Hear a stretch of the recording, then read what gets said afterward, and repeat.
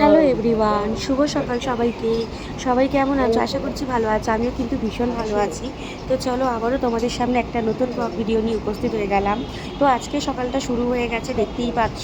তো সকালবেলা ঘুম থেকে উঠেই প্রথমে ঘরের কাজকর্মগুলো একটু গোছগাছ করে নিচ্ছিলাম। এদিকে শুভকে বই খাতা দিয়ে পড়তে বসিয়ে দিয়েছি, আর আমি এদিকে ঘরের কাজকর্মগুলো কিছুটা গুছিয়ে নিচ্ছিলাম। তো দেখো, বিছানার উপর আমার কিছু জামা কাপড় কালকে আমি ভাঁজ করে রেখেছিলাম। তো সকালবেলা উঠে দেখি জামা কাপড়গুলো এলোমেলো পড়েছে। শুভ বা শুভর দাদা দুজনের মধ্যে যে কোনো একজন হবে। তো যেহেতু আমি চোখে দেখিনি কাউকেই, আমি সেইভাবে বলতে পারবো না, কিন্তু ওদের দুজনের মধ্যেই কেউ করেছে এটা আমি আন্দাজ করতে পারছি। কারণ শুভর বাবা তো আর এই ধরনের কাজকর্ম করবে না। তো ভালোভাবেই ভাঁজ করে রেখেছিলাম, সেগুলো আর্ধেক খোলাখুলি হয়েছে। তো দেখেই বোঝা যাচ্ছে ওদের দুজনারই কাজ। তো যাই হোক, চলো জামা কাপড়গুলো ভাঁজ করে কোনো রকমভাবে এক সাইডে রেখে দিলাম। তো তারপর এবার ঘরটা ঝাড় দিয়ে নেব। বিছানাটা মোটামুটি গোছানো হয়েই গেছে। তো ঘর ঝাড় দেওয়ার সময় না আমি একদমই খেয়াল করিনি যে ওপরে ফ্যানটা চলছিল। তো আমি প্রথমে ভেবেছিলাম যে ফ্যানটা হয়তো বন্ধই করে দিয়েছিলাম। এদিকে আমার ওষুধটা কালকে রাত্রিবেলা খেয়েছি, আর জায়গা মতো রাখতেই ভুলে গেছি। এত রাত হয়ে গেছিলো কালকে শুতে শুতে, সেজন্য ওষুধটা জায়গা মতো রাখা হয়নি, সেটাই জায়গা মতো রাখলাম। রেখে দেখো টেবিলের কি অবস্থা।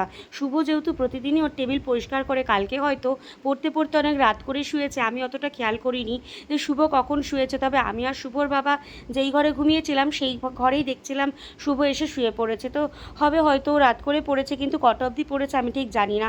কারণ কালকে আমার শরীরটা খুবই টায়ার্ড লাগছিলো, সেই জন্য আমি ওষুধটা খেয়ে কোনো রকমেই শুয়ে পড়েছিলাম। তো শুভ বারবার এই ঘর ওই ঘর করছিল, কারণ ও বলছিল মা তোমার কাজ কখন শেষ হবে। তো আমি ওকে বোঝাবার চেষ্টা করলাম। আজকে যেহেতু লোকনাথ পুজোর, বাবা শুভ সকালবেলা লোকনাথ পুজো করবে, তো শুভকে আমি সেটাই বোঝালাম, ঘরদরগুলো পরিষ্কার করে আমাকে রাখতেই হবে। তারপর তোর বাবা বাজার থেকে ফিরবে সমস্ত ফল পুজোর সরঞ্জাম নিয়ে। তো তারপর সে ঠাকুরঘরের সিঁড়ি সমস্ত পরিষ্কার করবে। সেই জন্যই আমি তাড়াহুড়ো করে ঘরের কাজগুলো করে নিচ্ছি। তুই পড়তে বস, আমার ঘরের কাজকর্ম হয়ে গেলেই কিন্তু আমি চলে যাব। তো একদিকে ফ্রি আছি, কারণ সকালবেলা আমার সকালের জলখাবারটা শুভর বাবা বানাতে বারণ করে গিয়েছে। তো আমি তো প্রথমে একটু অবাক হলাম যে বাচ্চারা সকালবেলা তাহলে কী খাবে। তারপর শুভর বাবাকে আমি যখন ফোন করলাম, তো শুভর বাবা তখন বাজারে ছিল। কি সকালবেলা আজকে জলখাবারে কী হবে, তুমি তো করতে বারণ করে গেলে। তো আমি তো ভেবেছিলাম রুটি তরকারি করব। শুভর বাবা বলল যে না, আজকে আর রুটি তরকারি করতে হবে না, কারণ আজকে আমি সাবু কিনে আনবো। কারণ সাবুটা ফুরিয়ে গিয়েছিল, তাই আমি সরু দানা যে সাবুটা হয় সেটাই ঘরে রাখি, সেটাই আমি শুভকে খাওয়াই। কিন্তু মোটা দানা শুভটা ভেজালে না, মোটা দানা সাবুটা খেতে ভীষণ ভালো লাগে ভিজিয়ে।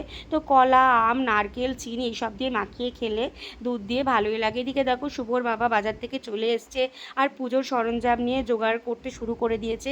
তো এই হলো শুভর বাবা আজকের পুজো করছে।